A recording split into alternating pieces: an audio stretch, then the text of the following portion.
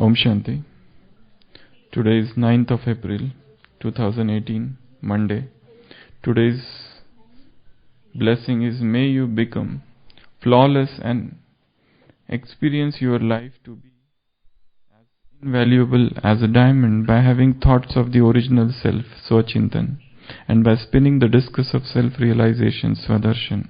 In order to experience your life to be as invaluable as a diamond, constantly have thoughts of your original self, Swachintan, and be a spinner of the discus of self-realization, Swadarshan, Chakradhari, because there are only two things that create flaws in a diamond. First, looking at others, Paradarshan. Second, thinking about others, Parachintan.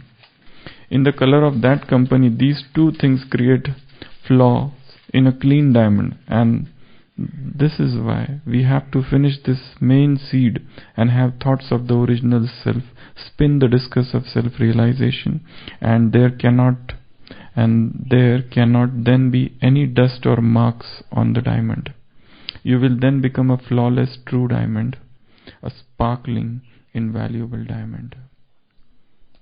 So Baba is saying there are two things that are creating flaws in the diamond. What are those two things? First is Para Chintan and Para Darshan, looking at others and thinking about others.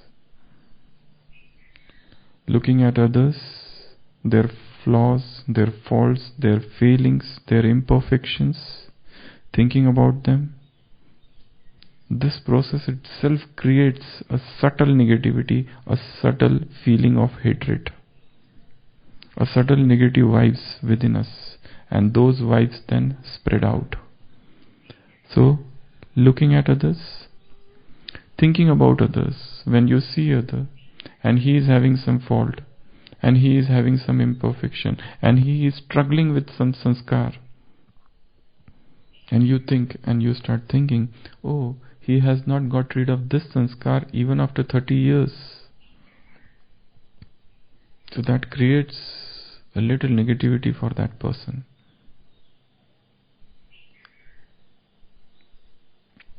These vibrations of negativity, they spread very fast in this Brahmin family. What is happening to him is a different thing, but what is happening to me is more important than anything else. Baba is saying to do Swachintan, think of the original self, see yourself, Swadarshan, spin this discus of self-realization always. Seeing oneself and thinking of oneself is one side, and another is seeing others and thinking of others. So, if somebody is not getting that internal stage of bliss, peace, purity, gradually the attention goes out. Why somebody is interested in others? This is very important thing to understand. Why we are interested in ourselves less, but we are interested in seeing others more. All the attention is going outside, while the soul is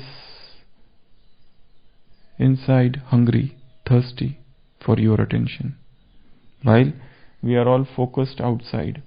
So all this outside is actually the cause of our real disturbance.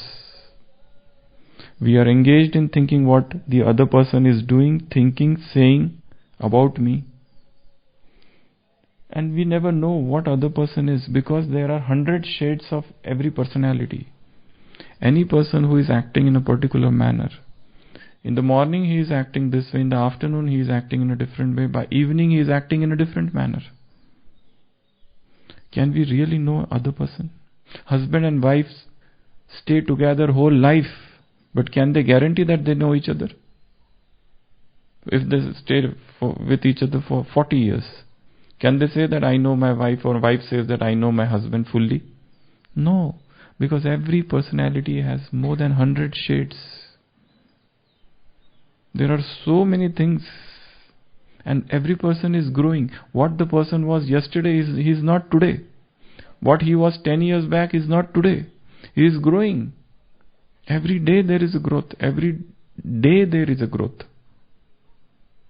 So you can't say that this person is like this because you had a bad experience with that person, that's why he is like that. No, things are changing. And when we are, that's why what Baba is saying, when you think of others or when you see others, in fact you are getting colored by his thoughts, his thinking, his attitudes. So the best thing is, stop this outside business. Turn within. Here there is a fountain of bliss. But when the attraction is all outside, person doesn't taste the internal bliss and happiness.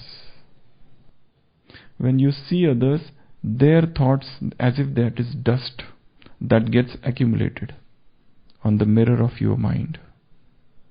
And so difficult it is then to remove that dust, that dirt. So, come inside, come within, and that is the best thing. There's a very beautiful story in the life of Dale Carnegie. He was one of the greatest authors, writer, or self-help guru, motivational speaker in America.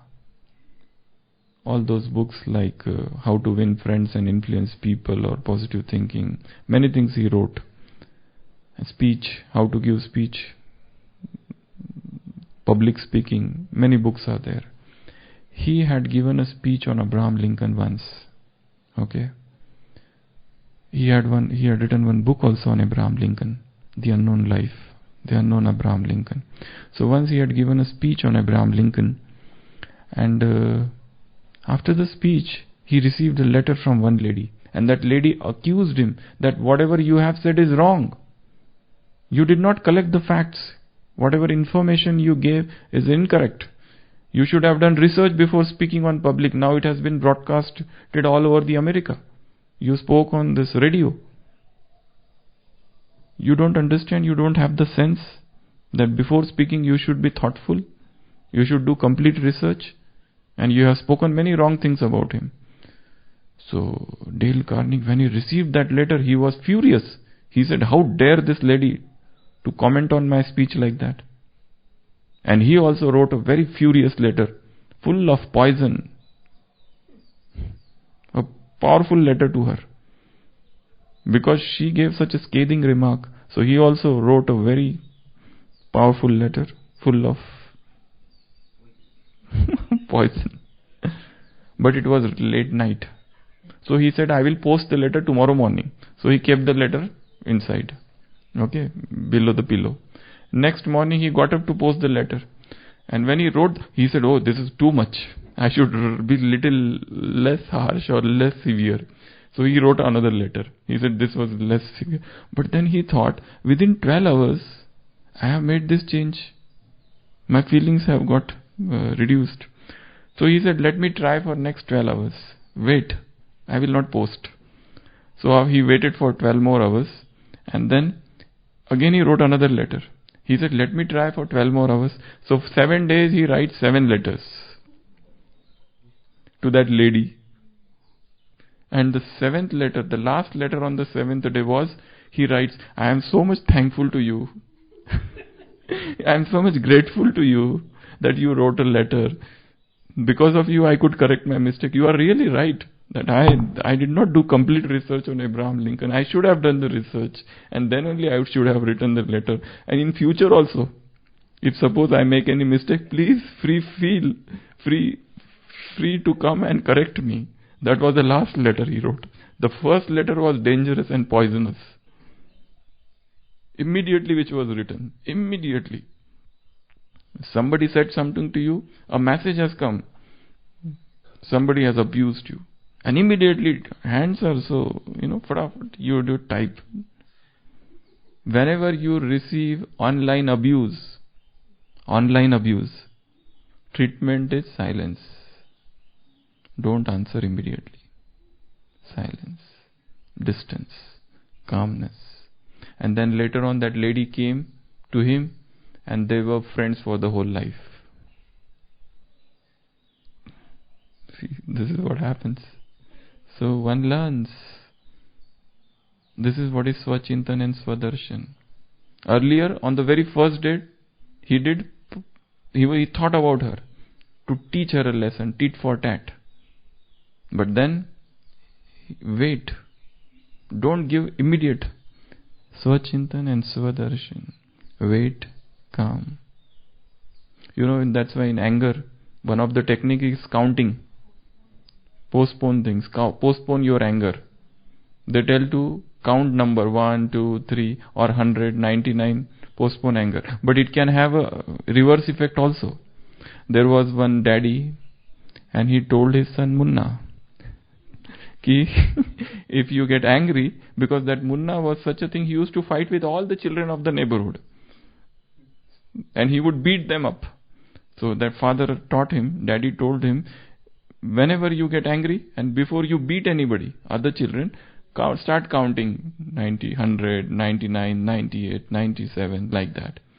So once it happened that the daddy saw Munna is sitting on somebody's chest.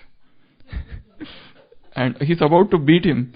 So he says, Arey Munna, I told you, na, before you hit somebody, before you beat somebody, you must count number. So he said, that's what I am doing. Because once I finish counting, otherwise he will escape. Then I will teach him a lesson. Once I finish 100, then I will teach him a lesson. Otherwise, he will run away. So this is a reverse effect. So, give time to yourself. Don't act impulsively, thoughtlessly. Have some time. Swachintan and Swadarshan. Because the moment you enter into that arena of Paradarshan and Parachintan, disturbance. Because what decisions you take, then they are not your decision actually. That is not real you. That is somebody else. A feigned personality, a pseudo personality, a made up personality, not the real you. Your real you is somebody else. Actually, we are all behaving like a split personalities, schizophrenics in one way. Because what we are, we don't show. And what we show, we are not. Inside we are something else, outside we are showing off. So, to bring about the alignment in this, what we think, what we speak and what we do, this is what is the goal. Alignment in all the three things. There should be alignment in thinking, speaking and doing these three things. And they will come only with Swadarshan. Self-checking, self-analysis, soul-searching, navel-gazing, whatever you call it. So Baba is saying Paradarshan and Parachintan, this is dhul, this is dust, this is dirt, mel. When these two things are there, this diamond, sorry, I will make good diamond. This is better. The diamond will shine, otherwise diamond will not shine. Diamond should shine. So this is the dust, Parachintan and Paradarshan, dust and dirt. So long as this dust is there, it will not happen. This Dale Carnegie, I was reading yesterday. Once he was sitting in British Library, though he was from America. He was sitting in London and he was hearing some talks on Abraham Lincoln, which was being broadcasted every Saturday or Sunday. And whilst listening to those talks, he felt that I should know this person, Abraham Lincoln. And he investigated his life and he started researching. And then one day he started writing every day on Abraham Lincoln. And then one day he thought, I must write a book on Abraham Lincoln. So that was a very good thought. But then it occurred to him that I cannot know Abraham Lincoln unless and until I visit all the places where Abraham Lincoln was there. What was his childhood? As a child, what happened to Abraham Lincoln? As a young, what happened to him? So many failures, what happened to him? So he burnt everything, all those he had written about Abraham Lincoln, he burnt everything. And then he started visiting those places where Abraham Lincoln lived. Whatever Abraham Lincoln went through, he went through all of those. He studied it, thought of it, and then sitting in those places, he wrote all those things again. And that's why that book is there, Unknown Life of Abraham Lincoln, or Unknown Abraham Lincoln. That's a book written, one of the best book on the life of Abraham Lincoln. Because that book was written by this author, Dale Carnegie, with so much involvement. He wanted to know what was the greatness of Abraham Lincoln, why he was so great.